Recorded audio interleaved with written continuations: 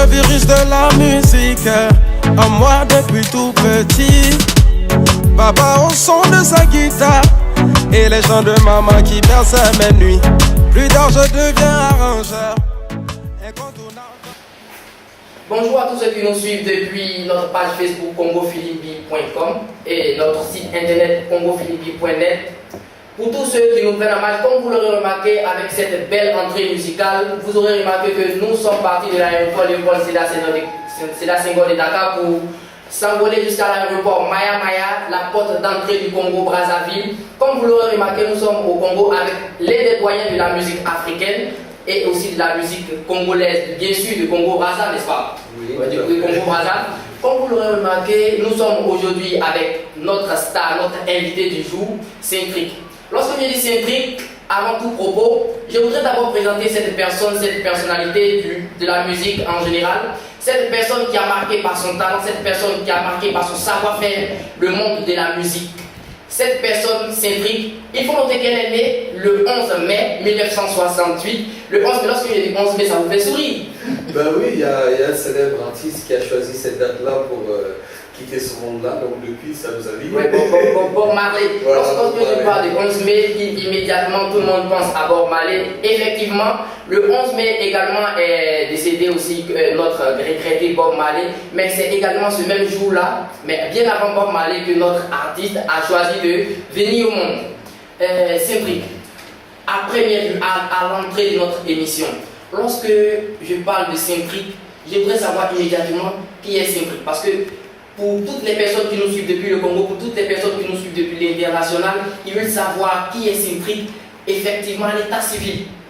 Alors, Centric, de mon vrai nom, Patrick Joël Maïtougou, donc je suis originaire du Congo-Brazzaville, né à Brazzaville, donc comme il a dit, en 11 mai 68.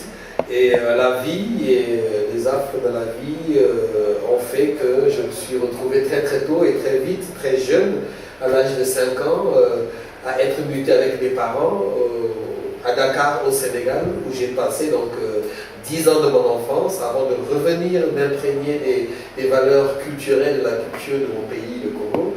Et comme on dit, la vie se faisant, donc la vie m'a ramené encore à Dakar, où je réside depuis 1999.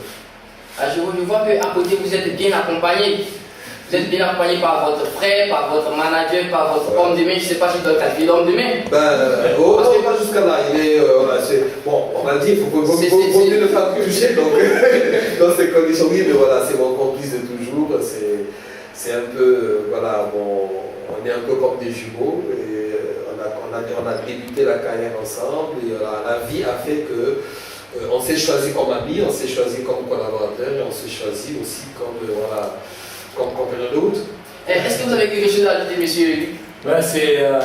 Voilà, j'accompagne Centric dans sa carrière, c'est vrai que je suis son manager, j'ai été son bassiste, je le suis toujours de réserve.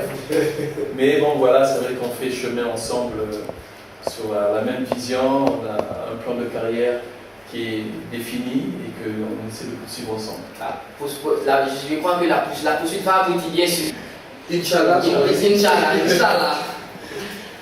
Comme tout à l'heure d'abord, lorsque vous avez intervenu, vous avez parlé du fait que vous aviez très tôt connu la vie à cause de certains événements. Oui. Donc, est-ce que tous nos téléspectateurs et tous nos éditeurs doivent comprendre que c'est ces événements-là qui vous ont amené vers la musique ou autre chose? C'est exactement cet événement majeur, on va dire, du 6 janvier 1983, où brutalement notre père s'en allait comme ça, sans être tombé malade au préalable, donc c'est des morts un peu accidentelles, et qui a fait que ça a basculé, ça a fait basculer un peu toute notre vie, parce que j'ai été traumatisé par son départ et j'avais besoin de m'exprimer et d'exprimer pas mal de choses. Après, nous avons dû quitter le Sénégal pour rentrer au Congo-Brazzaville, je n'avais que 15 ans, et à 15 ans, perdre un père qu'on cherchait à connaître encore plus, avec qui on avait de grosses ambitions de vie, ça nous a totalement changé la vie, tant sur le plan familial que sur le plan structurel, que sur le plan social. Donc il a fallu redémarrer une autre vie déjà quand on quittait le Sénégal pour rentrer au Congo-Brazzaville, c'était déjà un choc culturel très très fort. Et j'avais besoin de m'exprimer, beaucoup de choses, et c'est la musique qui m'a donné l'art, on va dire en général, parce que je ne fais pas que la musique en tant que domaine artistique. En fait, voilà, ça a créé, ça m'a totalement et tout de suite propulsé vers ce monde de l'art. Et je me suis rendu compte que j'étais fait pour ça. Les chiens ne font pas les chats. Notre père était un artiste aussi dans son temps, malgré qu'il avait un autre boulot, mais il a été musicien, il a été chanteur. Donc la vie fait que aussi je ne fais que retracer une vie. Donc à partir de tout ce que vous venez de dire, on doit comprendre, tous nos téléspectateurs doivent comprendre que la musique a été pour vous cet endroit-là où vous alliez vous isoler, qui vous permettait de vous évader, je ne sais pas, d'atteindre votre liberté véritable. Ben oui, je ne vais pas parler d'isolement parce que quand on s'isole, on se coupe du monde. Donc la musique était pour moi justement ce tremplin où je pouvais rebondir pour exprimer tout ce que j'avais, mais aussi voilà, où je pouvais partager énormément d'émotions, énormément de valeurs autant artistiques que culturelles que sociales, les valeurs de la vie. Et donc pour moi c'était, comme on dit, ce moyen de communication. Et aussi c'était une passion, c'est devenu un métier, et voilà, c'est devenu aussi un cheval de bataille. Une vie en fait. Voilà, toute une vie. Mais la musique, je voudrais savoir comment vous avez rencontré la musique. Parce que dit que la musique a été pour moi un tremplin, la musique a été pour moi, mais forcément il y a forcément eu un jour, il y a eu un déclic, une rencontre qui a carrément tout bouleversé cette rencontre-là. Est-ce qu'on pourrait avoir les détails, nous, à Congo Philippe? Alors je vais peut-être surprendre pas mal de personnes. J'ai vraiment rencontré la musique dans mon enfance à travers les films hindous. J'étais un féru des films hindous quand j'avais 7-8 ans, enfin non, à partir de 12, on va dire 10, 11, 12 ans, j'allais voir les films hindous. Les films hindous, la caractéristique c'est que tous les acteurs des films hindous étaient des chanteurs dans ces films. Et ils chantaient, on avait des spectacles extraordinaires, et parfois pour aller draguer il fallait chanter, pour pleurer il fallait chanter. Et c'est en fait quand je m'étais rendu compte à travers ces films que la musique était un tout. Je ne savais pas que j'allais en avoir besoin quelque temps après, quand mon père est décédé. Je me suis rendu compte que je pouvais, grâce aussi à l'art et à la musique, pouvoir m'exprimer. Mais ça c'était un peu un élément déclencheur, mais ce qui a vraiment, qui m'a mis vraiment sur d'abord l'instrument, parce que j'ai commencé par l'instrument. J'étais fanatique de l'artiste Cécile qui lui chantait sa guitare et l'harmonica. Et un jour, après le décès de mon père, il y avait Luc, donc on a un cousin qui lui apprenait à jouer de l'harmonica. Et donc chaque fois j'étais à côté, et quand il faisait une pause, il laissait l'harmonica, et moi je venais, je prenais l'harmonica, et puis j'apprenais. Et c'est comme ça que j'ai rapidement su jouer de l'harmonica. Et ça a été le premier contact réel avec vraiment la mélodie, avec la musique en tant que telle. Et bien ça a fait que notre premier groupe, lorsqu'on est rentré à Brazzaville, a été un groupe uniquement d'harmonicistes. On appelait les Clébois, on était 3 harmonicistes. On a monté notre premier groupe uniquement avec des harmonicas, il s'appelait Kokolo Rodolphe, et on l'appelait Ro, et donc c'est encore une manière de lui rendre hommage, parce que voilà, c'est avec lui qu'on a démarré. On a fait une année avec ce groupe-là qui s'est étoffé. On a eu un flûtiste qui est venu, des accordéonistes, après on a eu un chanteur, et puis ça fait une année, on s'est arrêté parce que voilà, il fallait aller autre part, et c'est après que j'ai appris à jouer de la guitare. On a commencé ensemble depuis de fil en aiguille. Et puis après, c'était le négo spirituel. Il y a eu le négo spirituel, ben ça a été, en fait, avant le négo spirituel, il y a eu un groupe vocal. Alors que parce que ça, c'est vraiment quelque chose que j'ai à cœur, parce qu'on a démarré avec un groupe un groupe vocal. C'était 6 filles, 6 petites filles que j'accompagnais à la guitare, et qui m'ont permis de tout de suite faire des petites représentations. Et juste après ça, ben, il y a un groupe de négo spirituels qui répétait juste en face de la maison. Et ils sont venus me voir et me dire: je te vois jouer à la guitare, est-ce que tu peux venir faire la basse chez nous? Et Luc, lui, venait d'être recruté dans la chorale de quartier de l'église Touti-Bissa, Saint-Charles-de-la-Mer. Donc il avait été pris comme bassiste, et moi j'avais été pris comme bassiste dans ce groupe de négo spirituels, les Loboka Spiritual. Et l'anecdote, c'est que la première fois que j'ai réellement fait de la scène avec un instrument électrique, c'est la chorale de Luc qui invite le groupe des négros spirituels à un spectacle à l'église du quartier. Et donc c'est comme ça qu'on se retrouve tous les deux, lui bassiste dans la chorale, moi bassiste dans le négro spirituel. Et quand on finit la scène, eh ben, les gens de la chorale me disent, mais toi tu es de confession catholique, ton frère est avec nous, mais comment se fait-il que tu es de l'autre côté chez les... Il dit, mais non, ben, pour moi, j'ai pas un problème de religion, c'était un problème de musique. Il me dit, mais non, il faut que tu nous rejoignes à la chorale. Et c'est comme ça que j'ai rejoint Luc à la chorale, et qu'à partir de la chorale, c'était une grosse école, et ça nous a fait démarrer. C'est pendant qu'on était dans cette chorale, d'ailleurs, qu'on a monté le groupe, que je suis allé, qu'on est allé dans un autre groupe, ce fameux groupe qui est notre vraie école, Jah Children, avec Reggae. Et l'anecdote, c'est qu'on n'en parle pas souvent, c'est que Kokolo Rodolphe, avec qui on a monté le premier groupe, c'était le frère, le cousin de Gino Babela, qu'on appelle Aïdjaman aujourd'hui, qui est venu nous prendre pour nous amener dans ce groupe Reggae, Jah Children. Et qui aujourd'hui, c'est notre groupe formateur, un groupe de reggae qui nous a fait connaître vraiment les premières joies de la musique en tant que telle. Ah, ok. En tout cas, c'est fantastique votre histoire. Lorsque j'écoute, j'ai envie d'écouter encore cette histoire. Parce que vraiment, à croire qu'à cette époque-là, tout coulait comme sur des roulettes. Ce qu'il faut dire, et ça je tiens à le dire pour les générations de maintenant et à venir, c'est qu'on avait une école qui était particulière. Quand on était dans le Jah Children, on a joué beaucoup de spectacles. On n'a jamais touché 5 francs. On n'a jamais demandé. On ne savait même pas qu'on devait nous payer quand on jouait. On allait aux répétitions, mais on ne manquait jamais à la répétition. Nous, on cotisait d'ailleurs. On cotisait, on mettait de l'argent dans le groupe. Et quand il fallait jouer, on s'organisait, on allait jouer, on revenait. Je ne sais pas si on payait le groupe, ou quelqu'un peut-être prenait de l'argent à l'époque. On ne s'en souciait pas. On buvait, on nous donnait de la boisson, on rentrait. Et on était tellement heureux.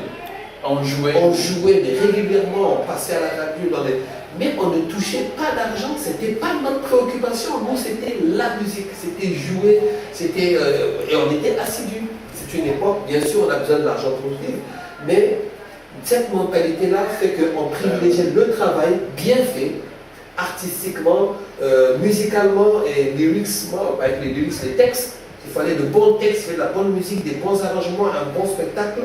Qu'on privilégiait ça par rapport à ce qu'on pouvait gagner.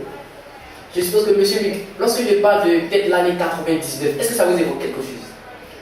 Oui, 99, pour nous, ça veut dire énormément de choses parce que c'est dans les biographies de Saint-Prix qu'on dit qu'il a été découvert au Massa.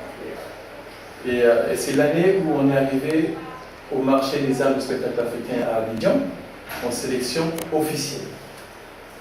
Parce que des années avant, nous étions allés 2 fois au bassin, mais en sélection off, c'est-à-dire qu'on s'était totalement pris en charge. On avait fait les sélections, on n'était pas pris. C'était d'autres groupes à nous qu'on gérait qui étaient pris. La première année, c'était dans ce groupe des Tambours de Brazza. On les a qualifiés, on y allait en off. La deuxième fois, il y avait les Ikebe géants. Papa Courant, c'est les trios qui a Sanza. De la Sanza, qu'on a managé. Et la troisième fois, alors qu'on était en exil en Centrafrique, nous avons été qualifiés pour le Massa officiel. En représentant la République centrafricaine. J'ai du mal à saisir. Vous n'êtes pas parti en tant que représentation de votre pays, non, mais carrément représentant d'un autre pays. Oui, parce qu'on avait été sélectionné à Bangui. Ah, okay. Et donc, ils ont mis Saint-Trix Centrafrique. Aujourd'hui, c'est tout comme aujourd'hui, partout, je vais dans beaucoup d'endroits, on dit Saint-Trix Sénégal. Donc voilà, autant c'est de la fierté en fait. Mais lorsqu'on met Saint-Trix Sénégal, je trouve que c'est une grande fierté.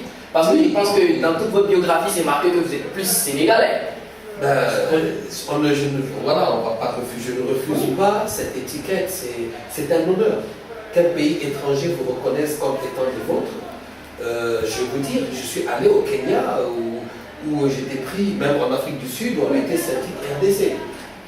Et bon, bien sûr, même si c'est la confusion entre les deux Congos, mais ça reste, l'honneur reste entier. C'est vrai que quand on dit Saint-Trix Sénégal, effectivement, je défends la culture sénégalaise. Parce que je fais aussi de la musique sénégalaise. Donc je la défends, tout comme je défends la musique congolaise, tout comme je suis fier aujourd'hui qu'on est à un moment donné aussi de notre vie, comme il disait, on a vécu 2 ans en Centrafrique, donc c'était légitime pour nous. Donc vous faites la musique peut-être dans le pays, vous pouvez porter peut-être l'étiquette du pays là où vous êtes, sans pour autant oublier vos origines. Jamais. Vos origines congolaises. Jamais. C'est même pas possible. sans oublier qu'au Congo, c'est la rumba. Eh ben, la rumba, c'est... Parce que la rumba, c'est l'identité culturelle de presque toute l'Afrique. Parce que sur toute l'Afrique, il ne faut pas réduire l'Afrique, c'est mondial. Parce que beaucoup de musiques que nous entendons, qui viennent des Amériques, je crois que j'ai dit des Amériques, autant l'Amérique du Sud que l'Amérique du Nord. La rumba est partie avec les esclaves comme rite culturel, c'est le rite de la danse du nombril, c'est le kumba. La rumba fait le kumba, c'est le nombril. C'était ce rite qui était l'homme et la femme se frottent le nombril. Les esclaves en allant de l'autre côté, c'était un son guttural, le kumba c'est guttural. C'était plus simple pour on va dire, les esclavagistes de dire quand on a demandé c'est quoi ce que vous faites, ils disent son kumba, ils disent non, c'est compliqué, ils ont mis rumba, c'était beaucoup plus simple. Et de la rumba est parti ce phénomène de trance qu'on appelle le Nzazi. Nzazi, c'est la foule qui a donné le jazz. Tout jazz, comme disent les Américains, excusez-moi du terme, c'est être en orgasme. Pour eux, tout jazz, c'est être dans un état de trance. L'état de trance, c'est l'état orgasmique. Ce qui a donné le jazz. Et ensuite, ce jazz, on sait que les musiques, ces musiques-là ont donné le blues, le funk. Donc déjà, c'est des musiques qui viennent de chez nous. Avec justement les esclaves qui ont été affranchis, qui sont passés dans les Caraïbes, et ben, la rumba a donné, la rumba telle qu'on la connaît des Caraïbes, a donné le cha-cha-cha, le boléro, le zouk, le funana, le batuka, toutes ces musiques qui nous sont revenues. Mais dans la base reste la rumba. Le reggae d'ailleurs aussi, le reggae a tiré le reggae qui vient du ska. Parce que Bob Marley n'a fait que ralentir un tempo du ska pour donner le reggae. Mais aujourd'hui, on se rend compte que même en Jamaïque, nous avons des mots Congo. C'est la communauté Congo qui arrive en Jamaïque. Quand vous entendez parler de Kaya, Kaya c'est quoi? C'est l'herbe, c'est le ganja si vous voulez. Mais Kaya, ça vient de Lukaya. Lukaya, c'est la feuille chez nous. C'est l'herbe. Donc, nous connaissons, et ça, connaissant cette culture, la rumba, je ne la réduis pas au Congo, je ne la réduis pas à l'Afrique. Pour moi, c'est la musique mondiale. Aujourd'hui, la France a complètement récupéré le mouvement R&B. Le mouvement R&B est un mouvement qui vient des origines de la rumba. Donc, moi, je suis fier d'avoir cette base, de la revendiquer, pas seulement nationalement, pas continentalement, mais mondialement. C'est bien dit. Maintenant, la rumba, je voudrais savoir, parce qu'aujourd'hui, tout le monde a tendance à penser que la rumba aujourd'hui est une musique qui est en train de s'éteindre. Quel est votre avis sur cette pensée? C'est la pensée c'est la pensée qui est opposée au phénomène de mode. Le phénomène de mode aujourd'hui va tout de suite, on va dire que c'est les artistes qui marchent, qui fonctionnent, c'est ceux qui sont dans la mode. Aujourd'hui, la mode, à un moment donné, on a commencé si vous voyez, la mode lancée par exemple la Côte d'Ivoire, le Zouglou, le Lachege, après ils sont arrivés au coupé décalé, et maintenant c'est la musique nigériane. Mais quand vous voyez tous ces beats-là, c'est le beat rumba, c'est les beats du Ndombolo. Le Ndombolo, c'est les autres. Quand on a vécu dans les deux Congos, on savait que quand vous avez écouté, on vous réécoutez encore aujourd'hui parce qu'ils ne sont pas morts, ils ne sont pas éteints, les artistes comme Bozi Boziana, quand vous écoutez Sissina, vous écoutez Tchala, ça commence par, c'est très doux et après ça accélère. Et quand ça accélère, on dit le Seben, c'est quoi le beat du Seben? C'est le Ndombolo. C'est ce même beat aujourd'hui que nous retrouvons au Nigeria, dans le coupé décalé, comme dans la base du coupé décalé qui est le Zouglou. Aujourd'hui, tout ce qui se fait, la base, c'est ça, et c'est la rumba. Et donc, aujourd'hui, les gens disent que la rumba s'éteint. Non, elle ne s'éteint pas, la rumba est éternelle. Elle ne peut pas s'éteindre, c'est juste l'ignorance qui fait qu'on n'écoute plus cette musique-là. On ne se rend pas compte aujourd'hui que c'est l'évolution de la rumba qui a donné ces nigérianes, c'est le nouveau courant. Aujourd'hui, le rythme binaire, c'est un rythme rumba. Même aujourd'hui, on peut dire techno, c'est boum, boum, boum, boum, mais c'est la rumba aujourd'hui, la grosse caisse fait tout, tout, tout. Et puis après, il y a tac, tac, tac, tac, tac, tac, tout, tout, tout, tout. On regarde les musiques, la techno, toutes ces musiques occidentales, quand vous écoutez le rock et tout ça, les rock aujourd'hui, c'est qui le grand, ceux qui ont donné les lettres de noblesse au rock, au blues? Ben, nous avons des grands artistes comme l'américain, j'oublie son nom, le King. Elvis Presley, qui est venu développer le mouvement rock, mais lui, il a reconnu que c'est un mouvement, qu'il a épousé la musique noire. Donc, si on fait un lien, il n'y a pas de procès à faire, c'est pas un procès, c'est juste de reconnaître que la rumba, aujourd'hui, mondialement, elle a l'origine en tout cas, des rythmes qui sont prisés en Afrique, aux États-Unis, dans les Caraïbes, les États-Unis et en Europe. Une grosse partie de l'Europe, en tout cas l'Europe francophone et une partie de l'Europe anglophone également. Maintenant, il y a les rythmes asiatiques qui sont qui sont issus d'autres courants musicaux, mais la rumba est une dans les musiques du monde. Ben, la rumba, et je peux dire qu'elle est la mienne. Ben oui, c'est la mienne. Merci du terme, j'adore en plus. Donc, pour vous, la rumba est carrément la représentation de toutes les musiques en quelque sorte. En tout cas, c'est comme l'Afrique, c'est l'ADN. Comme l'Afrique est le berceau de l'humanité, la rumba fait partie des berceaux de la musique. C'est bien. Mais à part ça, est-ce que Centric a aujourd'hui des regrets de sa carrière, des regrets dans sa carrière? Parce que forcément, lorsqu'on est artiste, on est appelé à croiser certaines personnes, à croiser des événements qui vous font souvent regretter le métier. Ben, regretter de faire ce métier, non. Non, parce que je pense que si je revenais au monde, je crois que Dieu va me remettre dans ce chemin-là. Après, des regrets, en fait, je ne parle pas en termes de regrets parce que ce sont des trajectoires.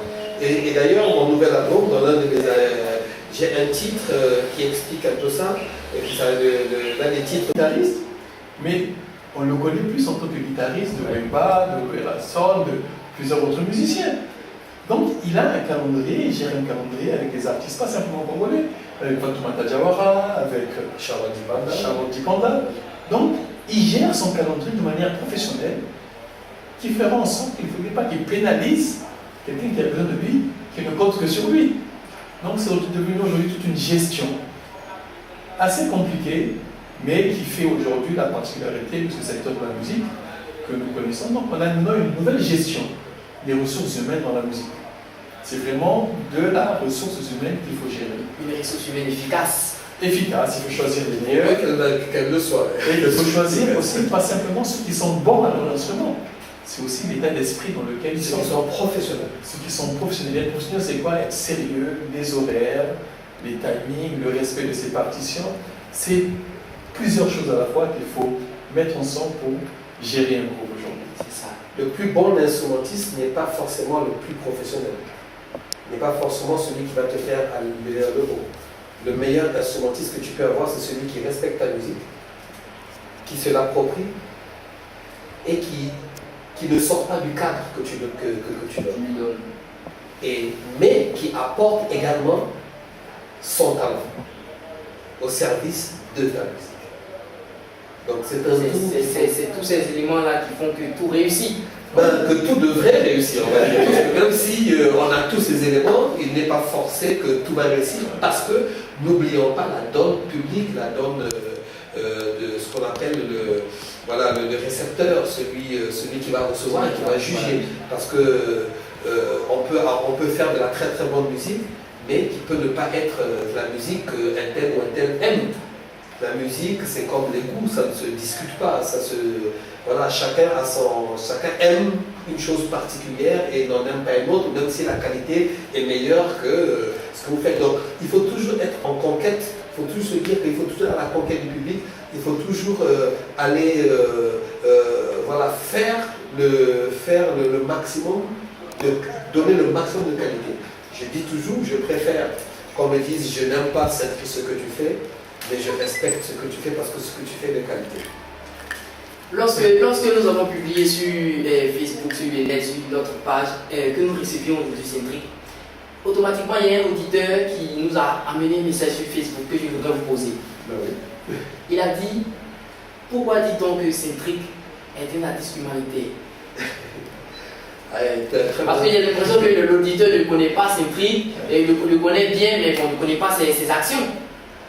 Mais non, je pense que s'il pose la question pourquoi c'est un titre d'un artiste humanitaire, c'est parce qu'il a entendu des actions justement qui ont été posées par l'artiste que je suis. Et c'est vrai que humanitaire, je vais le revendiquer dans le sens où j'ai participé à beaucoup de causes humanitaires dans le monde.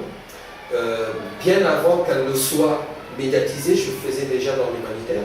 Quand j'étais au Congo, j'avais dédié, je me rappelle, tout un spectacle pour l'UNICEF dans les années 90. Et tout simplement parce que ça venait du cœur, j'avais besoin de parler au nom des enfants. Et ensuite, je suis arrivé en Centrafrique. Là encore, je me rappelle en Centrafrique, en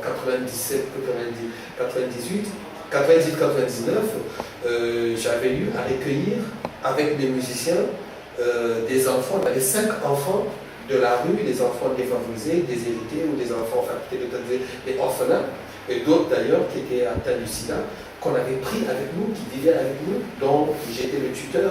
Il y a un qu'on a réussi à réinsérer, il y a un qui nous a quittés, il y a une autre fille qui était séropositive, mais je pense qu'elle a pu grandir, qu'on a pu amener aujourd'hui à un métier. Il y a un autre jeune artiste aussi qui est devenu un artiste. Aujourd'hui, un de ceux qu'on avait est devenu un excellent technicien en sonorisation qui travaille dans une radio, donc ça, ce sont des fiertés. Une des chanteuses phares de la Centrafrique aujourd'hui. Idil Ramba, qui était dans notre cercle d'action. Mais par exemple, ce que je peux citer, c'est que le SOS Bangui était venu carrément nous contacter pour nous amener un enfant qui n'arrivait pas à gérer. Il nous l'a amené, je suis devenu tuteur de cet enfant. Cet enfant, aujourd'hui, avant de quitter la Centrafrique, on l'a réinséré dans son milieu familial. Je dis que voilà, c'était des actions que je n'ai pas médiatisées parce que ce n'est pas, je ne suis pas du genre, il faut que je médiatise tout ce que je fais de bien. C'est plutôt ceux à qui c'est destiné, qui doivent, eux, c'est eux la récompense. Mais bien sûr, par après, si cet auditeur a pu entendre ça, c'est parce que par la suite, il y a eu des actions qui ont été très médiatisées. J'ai participé au cinquantenaire du UNHCR. Nous avons sorti un album qui s'appelait Building Bridges avec le HCR pour justement les 50 ans du HCR. Et j'étais avec des artistes comme Kenan, Youssou N'Dour, Kato Betseyele, Olivier, comment ça s'appelle, VV et d'autres artistes, réfugiés à travers le monde. Nous avons fait une tournée Londres, Festival Jazz Montreux-le-Suisse, Face to Face à Rotterdam. Et voilà, on a défendu un peu une tournée pour les valeurs du HCR. Et ensuite, par après, sous l'égide d'ailleurs de Luc, qui a géré toute la production exécutive d'un album pour le PNUD Afrique 2015, où on a fait enregistrer 17 grands artistes africains avec Youssou N'Dour, Baba Mal, Koffi Olomide, Angélique Kidjo, Manu Dibango, Salif Keita, Ismaël Lo, Didier Awadi, Mahmoud Ahmed. Voilà, nous étions 17. On a sorti un album, un titre qui s'appelle Nous sommes les Tam-Tam, dont j'ai été l'auteur du refrain, l'auteur du refrain et de la mélodie avec d'autres artistes. J'en profite ici pour rendre hommage à 2 artistes que nous avions emmenés dans ce projet qui nous ont quittés. Chiwonizo Marère du Zimbabwe, qui avait été révélation du Massa avec moi en 1999, et Hachem Gabora qui nous a quittés à Ibané, qui est du Kenya, que nous avions amené sur ce projet. Bien sûr, il y en a d'autres aussi qui sont partis entre temps. Et voilà, et ça c'était des actions humanitaires à grandeur vraiment internationale dans lesquelles j'ai participé. Donc il a raison de poser cette question. Pourquoi c'est un nation humanitaire? C'est par rapport à ces actions-là. D'autres nous continuons à faire dans les coulisses. Comme on dit, j'aime pas trop médiatiser ces actions humanitaires que je fais. Aujourd'hui, est-ce qu'on pourrait dire que Cédric est satisfait de toute sa carrière? Bonne question. Satisfait, oui, parce qu'il faut toujours, dans le bilan de la vie, il faut toujours, je dis, remercier le bon Dieu de nous avoir fait arriver là où nous sommes. Même si je n'avais fait dans ma carrière qu'une seule rencontre avec un grand artiste, cette rencontre-là aurait déjà été une satisfaction pour la carrière d'un artiste comme je le suis. Avoir rencontré Baba Mal en 90 à Brazza, où je me rappelle, il a défendu mon honneur dans cette organisation. Il a imposé à l'organisation que je fasse sa première partie au sein de la démocratisation en 90. Quand Ismaël Lo vient en 92, m'amène un tabac du Sénégal, et grâce à ce tabac-là, mon petit frère Janvier Maïtoukou entre dans le groupe, et aujourd'hui mon petit frère qui rentre dans ce groupe, qui devient batteur de Centric pendant quelques années, se retrouve aujourd'hui, donc depuis 2011, comme étant le batteur d'Ismaël Lo. On ne peut qu'être satisfait. Lorsque en 93 je rencontre Youssou N'Dour, qui vient à Brazzaville, qui me reçoit dans ce salon privé de l'aéroport Maya Maya dans le temps, et qui me dit Centric, je t'introduis dans le monde de la world music internationale, et qu'à ce spectacle-là, je fais monter sur la scène un jeune artiste qui s'appelle Freddy Massamba, qui est sur la scène, une scène pour la première fois, qui chante pour la première fois sur une scène en tant que choriste de Centric, et qu'aujourd'hui ce même Freddy Massamba devient une star internationale. Je ne peux pas être satisfait, pour ne citer que ça. Lorsque plus tard, voilà, je joue avec Manu Dibango pour son 70e anniversaire, et que Manu Dibango aujourd'hui, je peux l'annoncer, fait partie des titres, d'un des titres phares de mon prochain album. Je crois que si je dis que je ne suis pas satisfait de ma carrière, alors là je ne suis pas humble.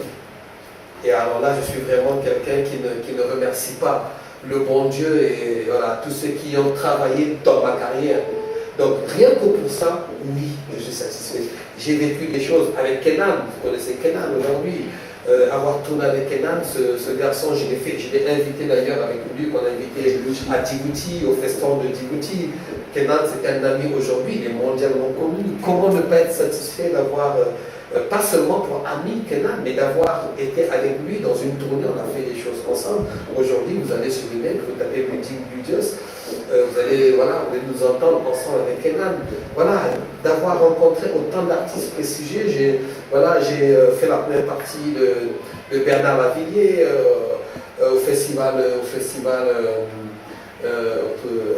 Francophonie de Spa, et 3 mois plus tard, je me retrouve avec Bernard Lavilliers dans un studio à faire les chœurs sur un titre de l'album de Bernard Lavilliers, Arrêt sur Image, où il y a un single avec notre artiste congolais Nzo Moussoul. Le titre c'est Voilà, donc je me retrouve avec lui, on reparle. Ce sont des grands noms de la musique. Ouais. Donc, je ne parle pas de Youssou N'Dour, Ismaël Lo, les artistes sénégalais avec qui je suis tous les jours, des artistes comme Tchansek du Sénégal qui me confient à moi, Centric, de l'aider à faire ce fabuleux titre, Maria Chantal. Il m'a fait confiance pour être avec lui en studio, pour le faire chanter en Lingala. Comment ne pas être satisfait?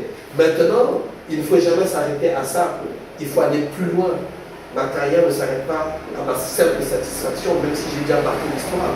Mais je pense qu'il y a encore beaucoup d'autres, il y a beaucoup de choses que je n'ai pas dites, beaucoup d'artistes dont je ne peux pas tout raconter ici, mais ma carrière, elle est encore devant, il y a beaucoup de choses dont je voudrais me satisfaire demain. Voilà, encore beaucoup de choses à vivre. Mais à part ça, Centric, hors des scènes, hors de la musique, ça donne quoi? Ah oui, là, on ouvre une autre boîte. Alors, hors de scène, c'est énormément de rencontres, de partages, avec la famille, tout ça. Avec la famille, mais professionnellement aussi, parce que voilà, Centric aussi très très connu comme formateur et professeur en technique de sonorisation. J'ai été dans l'équipe du Massa depuis 1995 jusqu'à 2002. Après, j'ai passé la main, mais on reste justement des personnes de ressources pour le Massa. J'ai formé le 1er septembre, je vais atteindre mes 20 ans en tant que formateur en technique de sonorisation. J'ai fait plus de 46 formations en 20 années dans près d'une vingtaine de pays d'Afrique. Certains où je suis parti 10-15 fois. J'ai parcouru l'Afrique autant en tant qu'artiste qu'en tant que technicien de sonorisation, ou aussi en éclairage de scène que j'ai fait. J'ai tourné là, je suis allé dans d'autres pays d'Afrique en tant que comédien, avec l'occasion de rendre hommage à la famille Kouyaté du Burkina qui m'a beaucoup porté, Hassan Kouyaté, son défunt père qui m'a aussi donné des bénédictions avant de partir, Sotri Kouyaté qui m'a donné des bénédictions avant de partir. Donc ça c'est le domaine de la comédie. Je suis dans le cinéma, mais le cinéma depuis des années, depuis Brazzaville, avec Matanga. Nous avions invité au cinéma. Voilà, parce que je sais que là, présentement, tu es sur un film. Oui, en fait, en ce moment, je participe au tournage d'une série qui va apparaître très bientôt, donc je ne me donne pas le droit de trop en parler parce que c'est le domaine réservé par Canal+. Donc voilà, je tourne une série qui sortira, qui est produite par Canal+, bientôt, je ne vais pas révéler. Mais voilà, demain d'ailleurs, voilà, demain j'ai tournage, je fais mon dernier tournage de la saison demain, parce qu'après-demain, Luc et moi, on s'envole pour Madagascar, où on va soutenir un festival sur l'île de Nosibé. Et voilà, en tête centrique, en dehors de la... C'est aussi de la... C'est beaucoup d'écriture, parce que je pense que mon premier talent, c'est plus dans l'écriture. Et donc, je suis romancier, novelliste, poète, scénariste, dramaturge. Mais aussi, je suis journaliste de presse. Et donc, ça fait 20 ans que je travaille avec... 10 ans que je travaille avec voilà, aussi un magazine. Donc, je suis un peu voilà, dans tout ça, donc on se demande où est-ce que je trouve le temps. Non, le temps, c'est lui qui organise la plupart du temps mon temps, quand il s'agit de la scène, mais quand il s'agit du reste, j'ai suffisamment de temps à la maison pour être dans ces choses-là. Et voilà, je m'éclate, après je prends mon plaisir, je suis dessinateur aussi, je dessine, et je suis sur un projet de BD. Vous êtes un artiste très complet. Hein? Là, c'est la particularité de Centric, c'est vrai qu'il s'inscrit sur beaucoup de disciplines, c'est ce qui est intéressant. Donc, ouais, il parle de tout le côté créatif, c'est ça, c'est qu'il intervient sur ce qu'on appelle une chaîne de valeur d'une manière très concrète. Il est créateur, il est aussi dans la production parce qu'il coach, il aide les gens à produire. Coaching de scène, coaching d'artiste, en tant que formateur. Et il crée des ressources humaines par la formation en régie technique, mais il écrit aussi des ouvrages. Il a un ouvrage, c'est le premier Africain à avoir écrit un ouvrage sur la sonorisation de spectacle, qui est utilisé dans les écoles, en Europe et en Afrique, qui a son tome 2 aujourd'hui. Le tome 1 qui a paru. Le tome 1 qui a paru, là je suis le tome 2 qui était une mise à jour. Le titre c'est comprendre et pratiquer la sonorisation de spectacle. Comprendre et pratiquer la sonorisation de spectacle. Ok, je pense bien qu'on va aller dans les librairies. Il y en a encore, et voilà, il est dans la bande dessinée, il est formateur, voilà, il est romancier, comme il a dit, il est journaliste dans ses bouquins d'écriture, mais comédien aussi, pour le cinéma, le théâtre. Je me suis réservé ça pour la fin. avant de lui passer la parole, d'abord, lorsque j'ai dit avec rien, parce que ça m'a beaucoup touché, quand j'ai vu cette phrase, ça m'a vraiment marqué. Avec rien, on peut faire peu. Avec peu, on peut faire beaucoup. Et avec beaucoup, on fait des miracles. Oui, c'est le slogan. C'est le slogan qui nous anime, c'est son slogan. Et, je voulais juste en profiter justement parce que là, ça me fait penser à un cadet à vous, voilà, qu'on a beaucoup aimé et qu'on aime beaucoup, pas qu'on a beaucoup aimé, mais qu'on aime beaucoup et avec qui on travaille depuis des années. Et la rencontre, c'est un jour, je vois Nexus Légal et les grands centriques. Moi, tu ne me connais pas encore, mais moi, si je te connais, c'est parce que je te demande est-ce que je peux faire la mienne, une citation qui a été la tienne, avec peu, avec rien faire un peu, avec un peu faire beaucoup, et avec beaucoup faire des miracles. Et dit, cette phrase-là, tu l'as faite pour moi et je me l'approprie avec ta permission, d'ailleurs sans, mais avec ta permission. Et depuis, il la cite souvent. Et il la cite souvent. Et donc, voilà, c'est l'occasion de faire un gros big up à Nexus Légal, qui est un très grand artiste, voilà, qui occupe une grosse partie de nos pensées, mais aussi de notre cœur. Avec qui nous avons beaucoup travaillé, et voilà, c'est une fierté pour nous, pour tout ce qu'il a accompli. Voilà, il vient de terminer le festival d'ailleurs. Cette phrase, elle marque beaucoup, elle m'a marqué. Lorsque je l'ai lu automatiquement, ça m'a carrément immédiatement touché, ça m'a fait réfléchir de manière philosophique. J'ai dit, ah mais cet artiste-là, il est philosophe. J'adore chaque année me donner des résolutions. Il n'y a pas longtemps, celle que j'ai mise, c'est quel que soit le niveau de la baisse du moral, celui du mental doit toujours demeurer élevé. Voilà. C'est bien dit. Votre mot d'effet, monsieur Luc? Mais le mot de fin, c'est là, c'est vrai que Centric, l'album arrive. De ne pas s'inquiéter, l'album arrive, il est là. Si ça prend du temps, c'est parce que on fignole. Mais à tous les fans, l'album, il est là et C'est pour bientôt. c'est pour très bientôt. Monsieur Cédric. C'est d'abord te remercier toi et ton équipe et justement remercier tous les abonnés, les aficionados, ceux qui ne ratent jamais, qui sont toujours sur Congo Philippines. Et donc je me fais aujourd'hui la fierté parce que c'est important de créer ce relais, donc de leur faire big up. Merci d'avoir été avec nous, merci de nous avoir suivis, mais aussi je vous promets que désormais Radio Philippines sera au top des actualités de Centric, je fais la promesse. Il y a encore beaucoup de choses à se dire, à se raconter, et nous avons justement une mission, celle de défendre bec et ongles notre combat. Congo Philippines, aujourd'hui nous recevions Centric, artiste complet, artiste authentique, je ne sais pas si je dois dire encore authentique, complet. En tout cas, ça a été une fierté pour nous de vous recevoir aujourd'hui. Nous sommes très ravis de vous avoir reçu. À tous ceux qui nous suivaient depuis l'international, depuis le Sénégal, nous vous saluons et à vous l'antenne. Le virus de la musique en moi depuis tout petit. Papa au son de sa guitare et les chants de maman qui bercent mes nuits. Plus tard je deviens arrangeur.